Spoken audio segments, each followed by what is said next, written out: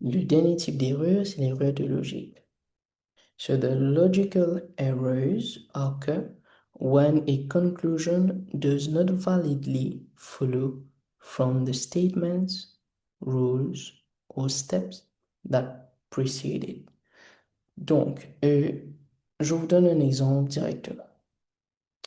Certains élèves, dans certains numéros, peuvent même écrire if a number is divisible by 4, then it is even. Si on peut diviser un chiffre par 4, cela veut dire que c'est un even number, which is true. Mais où nous retrouvons le problème de logique, c'est que en disant cette phrase, ils pensent que if a number is even, then it should be divisible by 4, which is false because 6 is an even number and 6 is not divisible by 4. Bien souvent, nous voyons ce type d'erreur dans les chapitres comme Circles, où les élèves arrivent à calculer les angles demandés, mais n'arrivent pas à donner le raisonnement et la logique derrière ce calcul. C'est là où nous voyons les erreurs de logique, où le calcul est bien fait, les angles sont donnés, mais on peut voir que quand il s'agit de la conclusion, when they are asked to justify their reasoning, et c'est là où ils ont beaucoup de difficultés.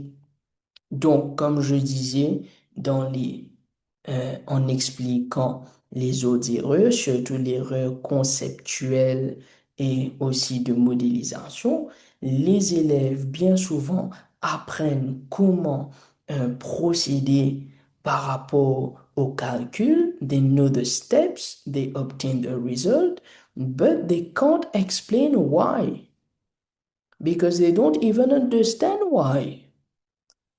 Donc, si on ne comprend pas, on ne peut bien sûr pas expliquer. Donc, le raisonnement est très important. Alors, comment reconnaître cela? Nous reconnaissons les erreurs de logique quand un élève travaille, donne une réponse, a suivi une méthode, mais ne peut pas justifier la méthode ni la réponse.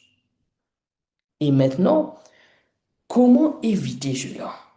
C'est très simple et c'est un conseil à tous les élèves. Quand vous travaillez, comprenez le raisonnement, donnez un raisonnement à chaque étape. Donc, j'ai fait ça parce que ici, là, ça veut dire telle affaire.